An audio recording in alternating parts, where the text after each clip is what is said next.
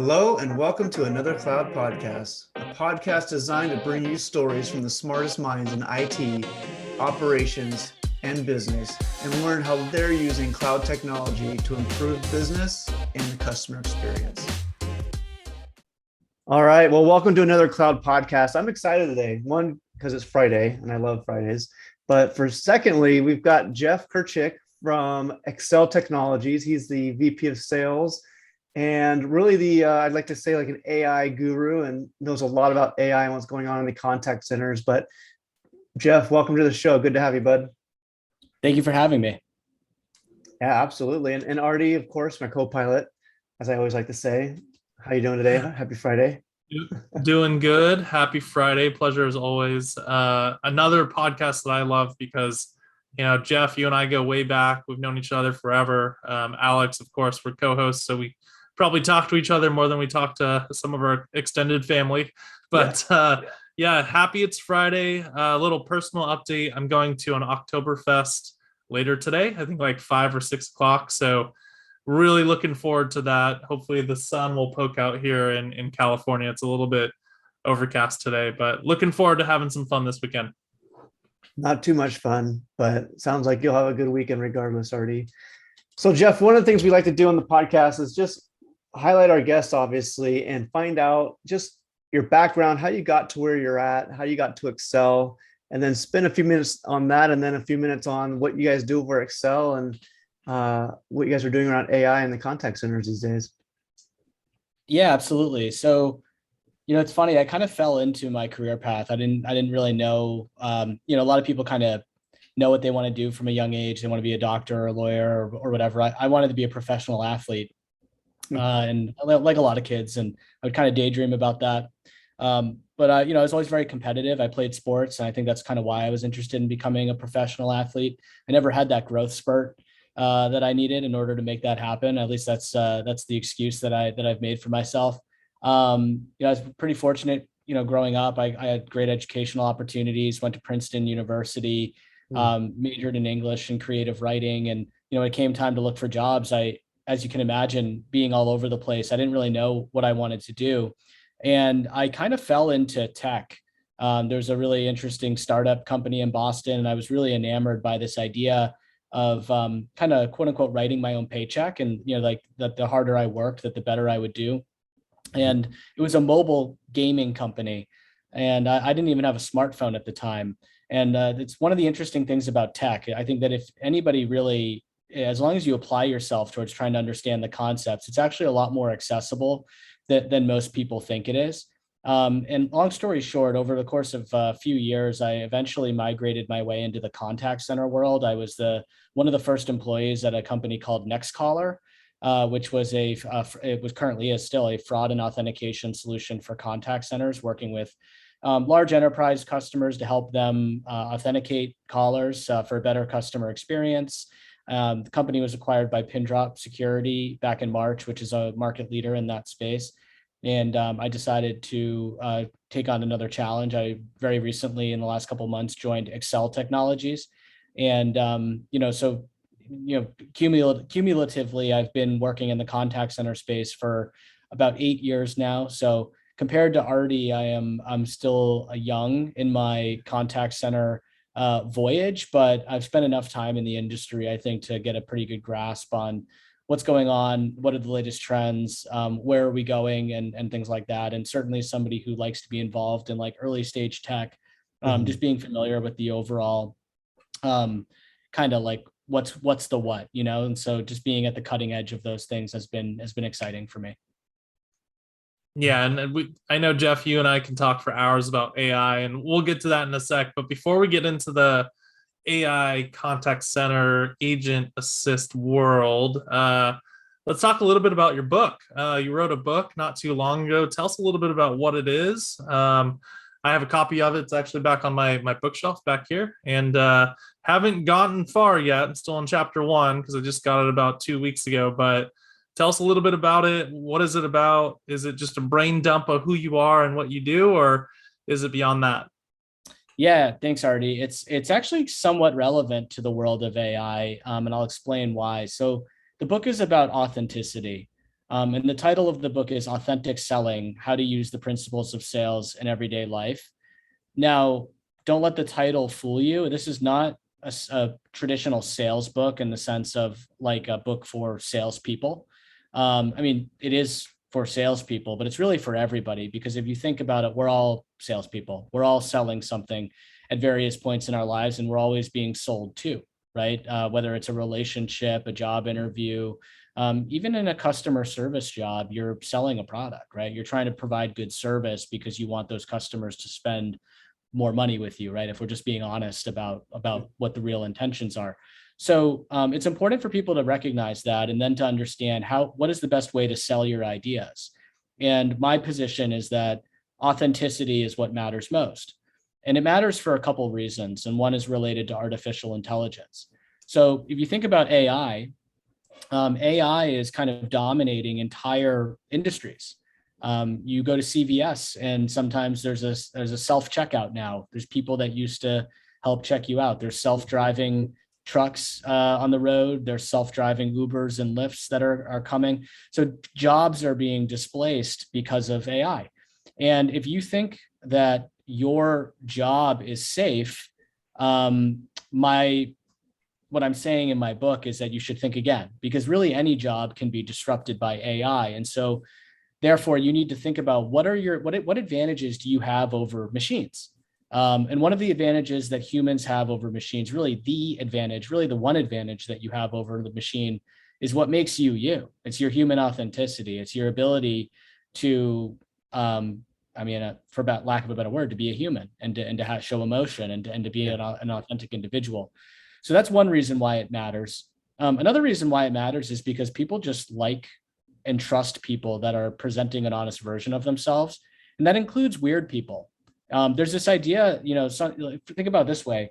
Someone could seem on the exterior like they're really cool or fun, or that they exude like the right personality traits. But if you don't buy that they're being authentic and that they are really being themselves, you will not trust them and you won't want to work with them.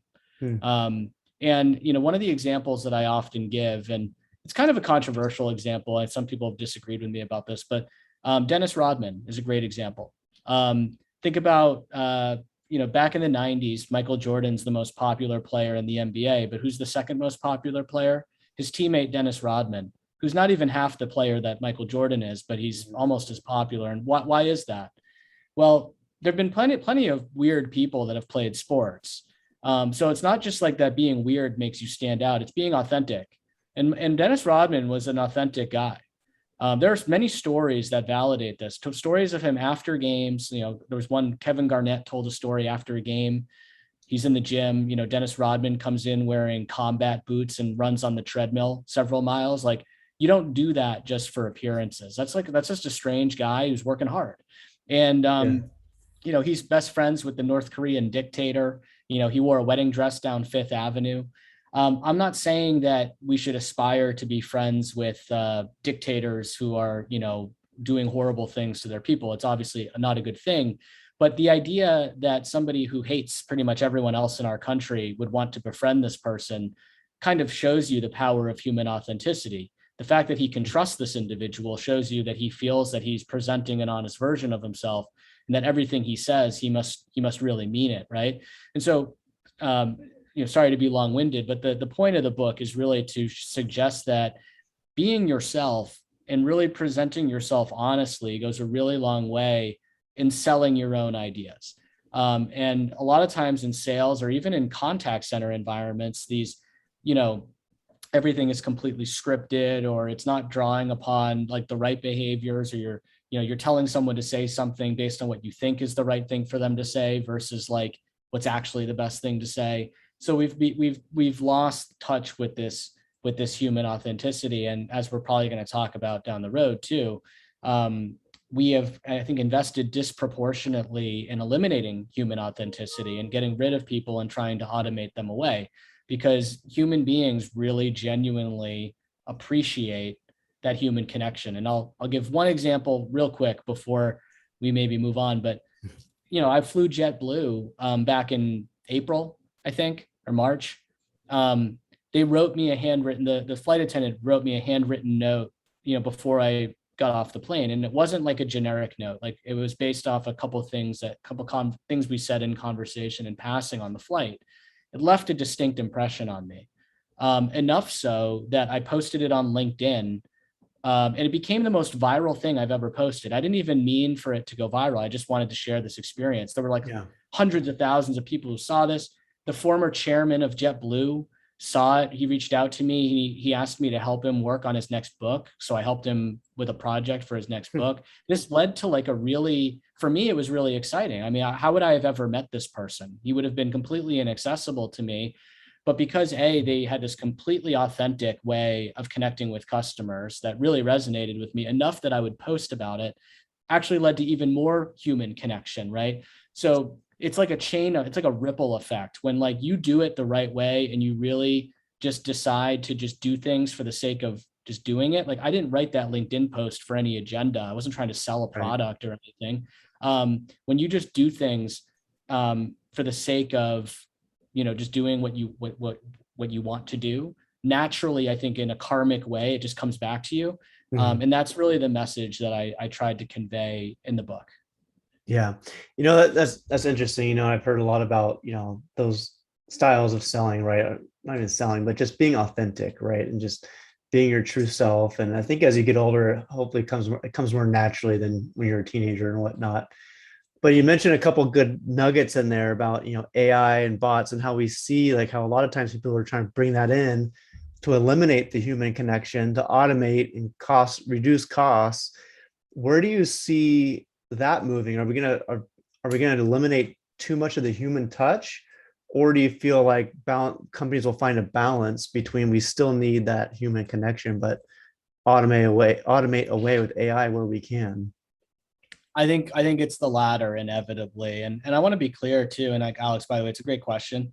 I think that, AI is great and like automation is great, right? Making our jobs easier is a good thing, right? I would never say that, just because some people might lose their job, that it's bad. I mean, there's a legitimate argument to be made that AI will actually increase the number of jobs and that it will create a better economy for people, right? It'll create more opportunity. That's a completely legitimate line of reasoning.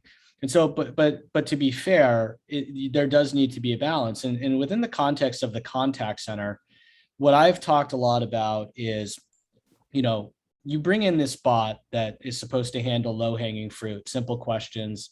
What's my checking balance right now? Or where's the closest ATM? That's fine, right? It's probably best the customer likes that because they get the self-service. That's good for the customer. It's good for the business because they don't have to waste somebody's time who they're spending money on in the form of salary and benefits and things like that, talking to that customer. That's fine. I have no issues with that. But what ends up happening organically is now all of the simple questions are now being handled by the bot. And the agent now, their life has become harder because they're not getting paid any more than they were yesterday, but all of the questions they're getting are entirely complex. How do I know that? Because the bot couldn't handle it, right? It got past the bot. So instead of getting some fastballs down the middle, now you're getting curveballs left and right. Your pay hasn't gotten any better. Your job's more frustrating. There are more customers that are mad at you. You more frequently need to transfer them to someone else or talk to your supervisor. Your job's hard, right? So what happens? There's more attrition. Training and onboarding is harder, right? So it's a ripple effect. So, I think I think it's actually already starting to happen. Whenever I talk to people in contact centers right now, attrition is the highest it's ever been, and it's harder than ever to hire people. And yes, I know that COVID is largely responsible for both of those things, but I think that we are completely naive to think that it's just COVID and that it has nothing to do with this idea that we've been automating away all the simple functions and making the agent's job more difficult.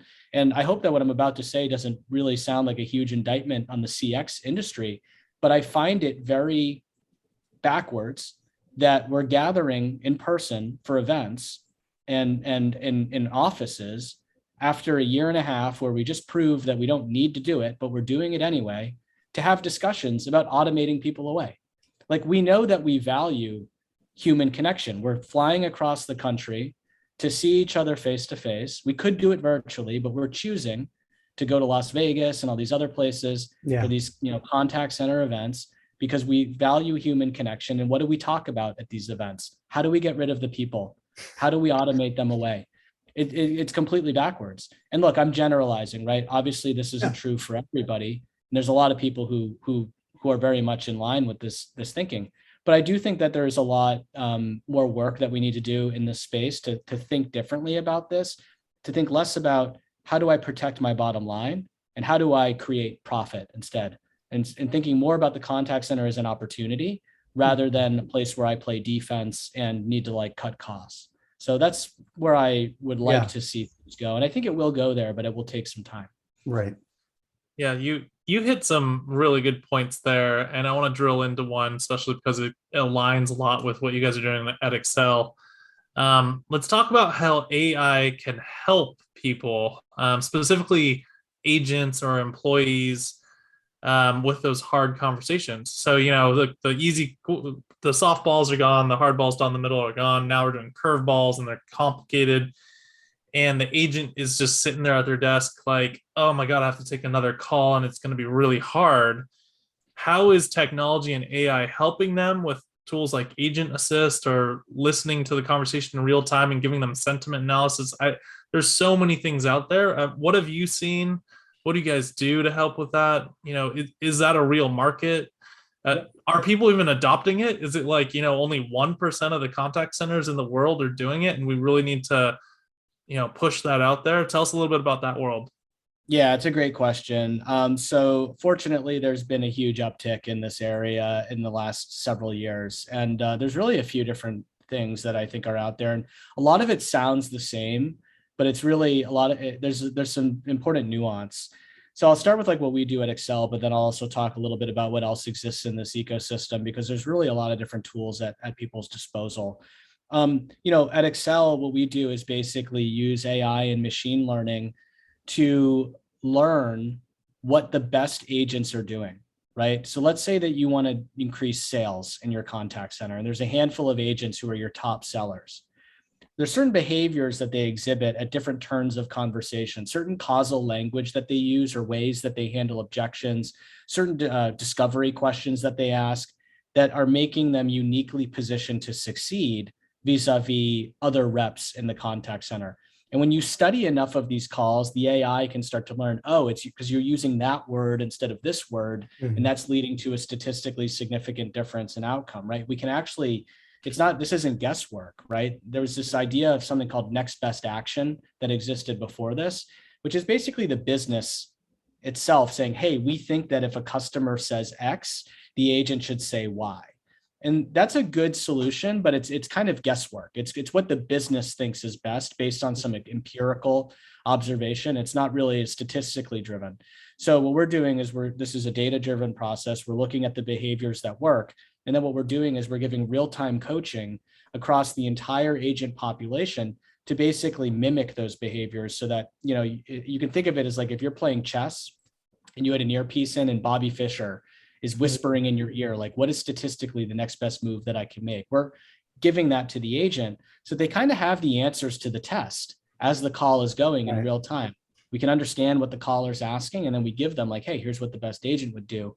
It's not verbatim, so the agent can still kind of like exist within their own realm of authenticity and kind of like position it the way they want to, but there are certain words that we will want them to stress because we know that those will lead to a better outcome. So that's what we're doing at XSELL. And there's a handful of companies out there that have kind of joined us in this space. We were the earliest mover, I think, in the industry, doing this since, dating back to 2013. But there's also solutions out there that can understand, using natural language processing, similar to us, like what is the caller asking for? But then using AI, you can actually position certain products or certain recommendations for an agent based on what the caller is asking for and like what is statistically the best product to recommend. So think if you're a cable company, and there's different bundles that you can offer. And in real time, you want to understand like, what is the product that I should offer this caller based on what they're asking for, what their need and their pain is, and what has been historically proven to be successful. Again, kind of a tangential concept to what XSELL does, but maybe a little bit different because it's more geared around product recommendation. There's another concept as well with call recording and speech analytics and QA. So if you think about the QA of the past, as I will call it, you're a supervisor, you walk into the call center. What do? You go and sit down and listen to a bunch of calls. And you're looking for things to go coach your agents on. So that's a fun job. You're sitting there listening to calls all day. It's time consuming. And on top of it being time consuming, there's a sampling bias because there's no way you can listen to every single call. So it's possible that one agent might actually be doing something incredibly well, but then you listen to one call where they messed it up and you go over and walk over to that agent and give them a slap on the wrist. And that agent like quits because they're like, are you kidding me? I'm great at this job. And you just listen to one bad call and you're going to tell me I need the coaching. So there's a lot of great tools out there, and XSELL can do this as well, but there's some other tools out there that are pretty interesting that can basically surface insights for managers and supervisors. Because when you can listen to every single conversation and you start to understand like what, our agents adhering to the behaviors or not, you can actually just collect that data organically and then just show it to a manager. So that instead of listening to calls, the manager walks in and they say, oh, okay, Johnny isn't doing the warm greeting today, but he was doing it a week ago. So maybe he's having a bad day. So maybe I need to go talk to Johnny and be like, hey man, you're great at this job. I know that because I can see that you're doing this warm greeting, but today you're not. Like, do you need to go home? Something going wrong here. So that's a better coaching environment. It's more data driven. It takes a lot less time to deliver it. It still keeps people's jobs, right? We're not getting rid of the manager or the supervisor. We're just making them better at their job, right? So when you think about AI in the context of upskilling people versus replacing them, this is what you get. Yeah, and I really like that analogy, and just seeing how that to me seems a great use for AI, right? So streamline efficiencies, make people more productive, not have to listen in on random calls that are just picked out of the hat, right? And you can actually drive some metrics and drive productivity by taking advantage of it without having to just say, okay, we're going to replace 100 agents and put in an AI and a bot and call it a day because it can do all these things. So I really think that's the better way to build the AI machine in an organization, I feel. And just like you said, because if you take away that human connection, the voice of the customer goes away at the same time. I agree. And look, every brand is fighting to differentiate itself from other brands, right? If you're, I mentioned JetBlue earlier. If you're JetBlue, how are you going to distinguish yourself from Delta or American or United? I mean, they all offer the same service. They take you from one place and they get you to the other. And so, unfortunately, and this is, I say this kind of tongue in cheek, but unfortunately, it's often a race to the bottom in terms of price or a race to the top in terms of service. Who do I not want to deal with when things go wrong, right? If you have a bad experience with a certain airline, maybe you don't fly with them. If you have a bad experience with a cable company, maybe you don't use them again, right? So this idea of differentiation for what I think are somewhat commoditized services, it's really important. And how do people think about that? They think about it through the lens of service. It's not about when things go right, because the customer has very high expectations these days.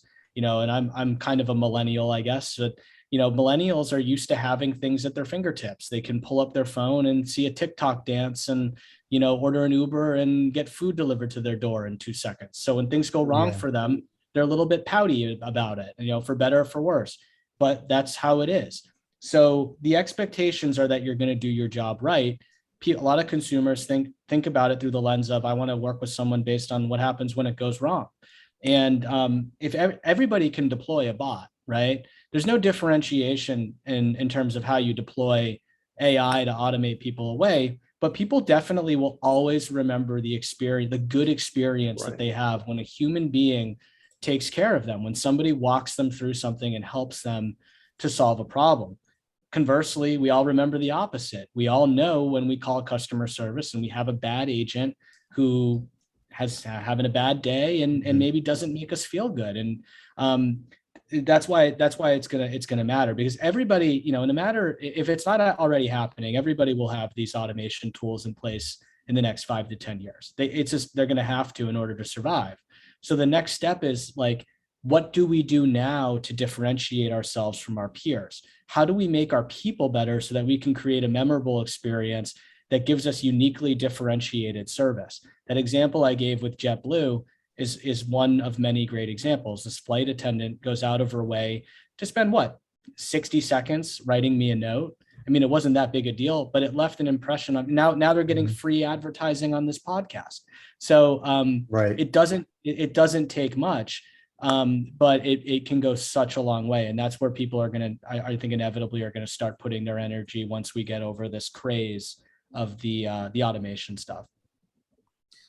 Yeah, and I know we're running somewhat out of time, but I think we have enough time to touch on one more topic, and maybe a little follow-up question afterwards.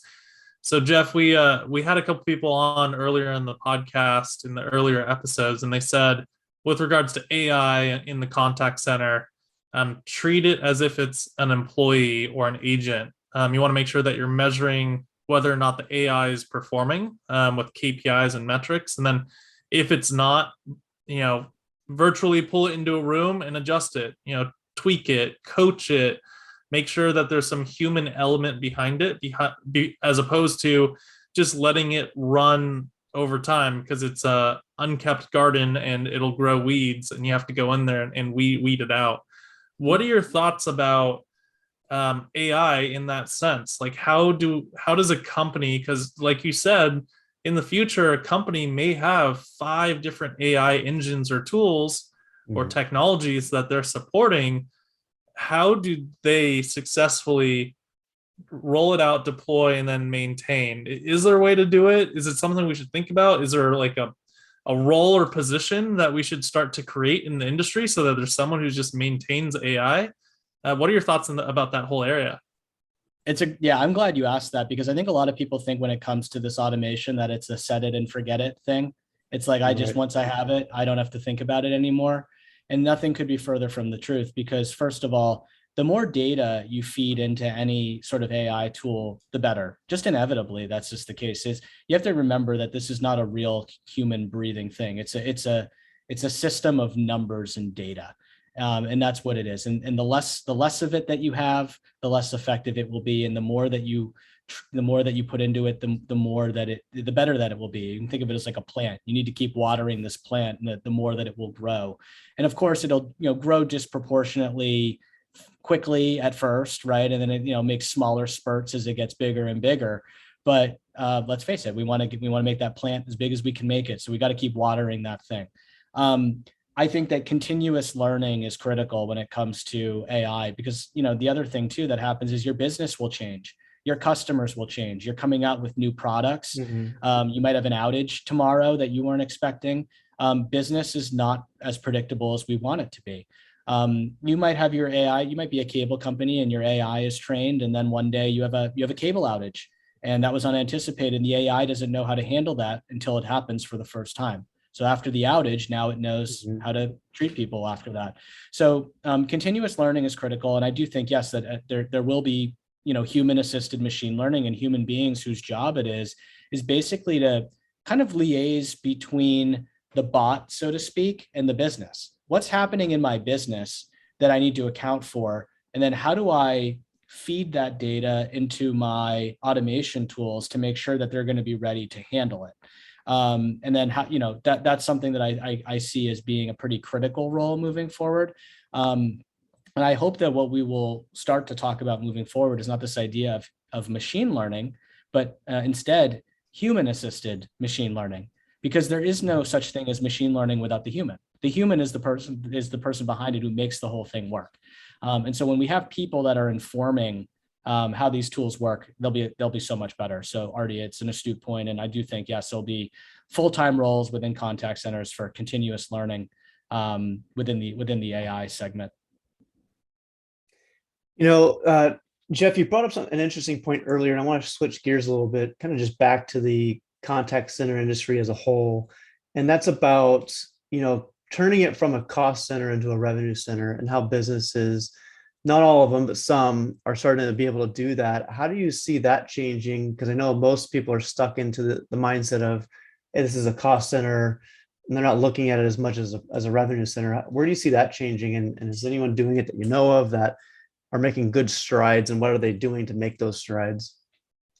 Yeah, it's a good question. So I think that, you know, this idea, every time I think the idea of that kind of comes from my own perception from various conversations I've had over the years, where ultimately the conversation goes back to handle time and, staffing and things like that.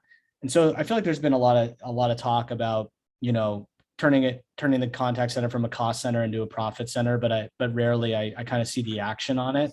I think we can get there because there's a lot of, obviously there are a lot of contact centers that are overtly sales focused, right?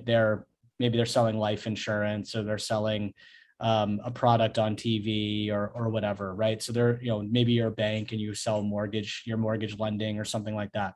I'm not talking about that because they already have this idea of trying to be a revenue center. They don't really care about handle time. They just care about selling things. What I'm talking about is like service-driven contact centers. And then how can we identify service to sales opportunities, right? So for example, I call in, I lost my debit card, which is, I'm flustered because I am moving to the suburbs and I need to have my debit card. Okay. Now the bank will probably help me replace my debit card, but maybe AI will tell that agent that this is a good relationship building opportunity. I've moved to the suburbs. Am I looking to buy a car? Do I need an auto loan? Am I buying a house? Do I need a mortgage? Right. I think at McDonald's, it's like how many billions of dollars do they make every year just because they ask, do you want fries with that?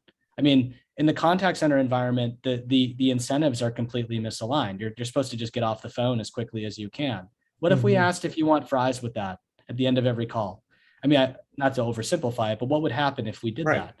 How much money would a bank make if they tried to cross-sell a branded card or another product that they sell, if there's actually a good opportunity to do that, right? And I'm not saying that do it every time, because it's annoying. I mean, like, honestly, when people try to sell me stuff on calls when I don't need something, it's annoying.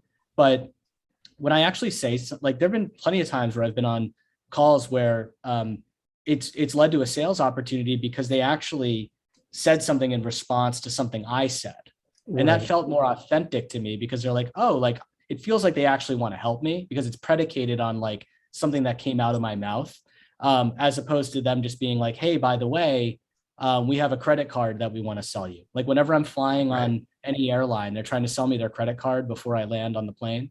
I'm not talking about that. I'm talking about how can you use AI to just recognize, hey, there's a good selling opportunity here. This person has a pain that we can solve. Are there folks that are doing that well today? I think there are. I think I've run into it a couple times. I think like, I think Marriott, I think a couple times has, I know it sounds schemy because these vacation packages are often associated with like, they don't always have the best reputation and things like that. But there've been times where I've been actually offered certain packages from them on based on certain behaviors I've exhibited in my travel, and I think that that's been pretty cool. And I'm starting to see it crop up a little bit in the banking world as well. So hopefully we'll see more of that moving forward. Yeah, that's that whole customer secret service. They have all this data on you. So why not use that data to provide either a better experience or service, or upsell, cross-sell without, it being directed versus it being generic. You brought up a really good point. I just want to touch on this because I was talking about this with a friend at dinner earlier this week. There's this really cool thing around the power of asking. Just ask the question. And there's a bunch of different people who have tried this out in the world. There's life hackers that do it. There's actually a YouTuber, and I haven't watched it yet, but it's called 1,000 No's. And the goal, this guy was challenged to get 1,000 people to say no to him. And he would go around and ask just outlandish, crazy question. Just go up to a stranger and say, hey, can I have $100? No. Hey, that's a nice handbag. Could I have that? I want to give that to my wife. No. and all these no's, but he can never get to 1,000 consecutive no's. At some point in time, someone will say yes to one of those outlandish questions, and it's a different experience. So the example was he went to Starbucks and he said, I want a iced mocha frappuccino, and they said it's $4.50, and he said, can I buy it for $1? And he thought they were going to say no, and they said yes. Just got the manager over. Hey, is it okay if we sell this for $1? All this stuff doesn't mean a lot to the person, but it's a great experience to do, especially if you're in sales or if you're in support. Mm-hmm. You know, it's okay to get a no. At some point in time, you might get that yes. So it's just a really cool example. I think, Jeff, you touched on it a little bit there about, you know, just asking, would you like fries with that? They might say no 400 times, but that 401st time, yep, they're going to say yes, and that's going to move the potential or move the profits. So great call out there. I know we're running out of time. Jeff, you gave a lot of great examples about as a customer, companies giving you a great experience. Can you think of maybe one more experience that you've had in recent time as a consumer or as a customer with a brand?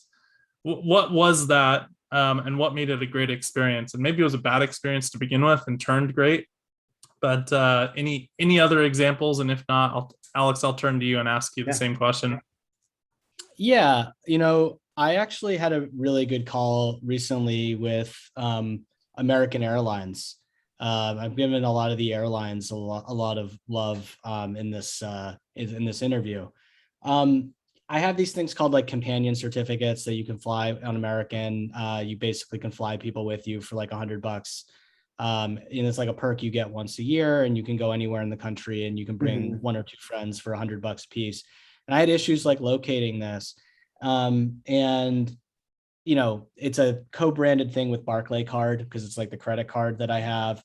So at first I kind of had to go talk to Barclays about it, but then I got back with American. And long story short, this agent was like very patient in terms of trying to get to the bottom of the situation. We couldn't find where it was in my account. It could have been very simple for her to kind of, actually, I think it was a woman and then a gentleman. I spoke to a couple people. He could have kind of just given up or kind of like passed me over to Barclays to just try to voice me over to them to get off the phone with me. But he was really like getting in deep, trying to really help me find this. And then he even went back into like, what we found out was that it was under my past certificates, even though it had not been used yet. And so, you know, he stayed on the phone with me the whole time, which I really appreciated, because there's nothing worse than like when you're really flustered and you really need to find something, but you feel like the agent just doesn't want to be on the phone with you. So that's a moment that I had that was like very recent, last couple of weeks, that I really appreciated, because the way that these agents are often incentivized, it would have been easy for them to just say like, hey, call Barclays about this because it's really their problem. They decided like, hey, Barclays isn't going to help you with this. And, you know, why don't we just try to take matters into our own hands and see if we can help you figure this out? So that was a good moment for me.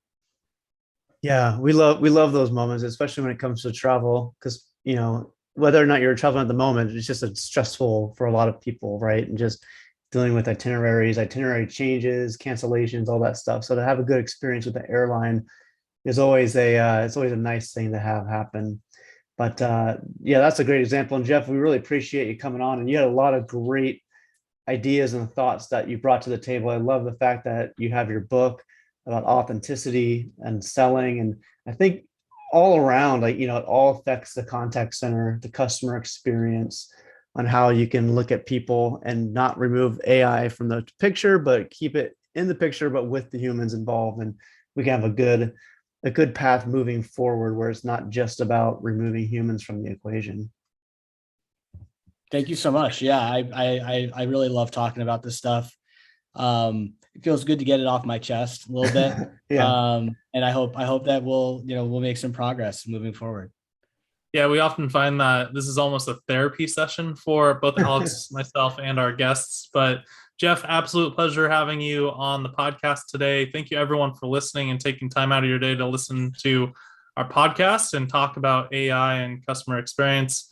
Alex, pleasure as always. Yep. It's Friday. Let's end this one early on a high note, so we can go out there and have a little fun. Absolutely. You take care, everyone. Take care, guys. Well, that wraps up the show for today. Thanks for joining, and don't forget to join us next week as we bring another guest in to talk about the trends around cloud contact center and customer experience. Also, you can find us at adleradvisors.com, LinkedIn, or your favorite podcast platform. We'll see you next week on another Cloud Podcast.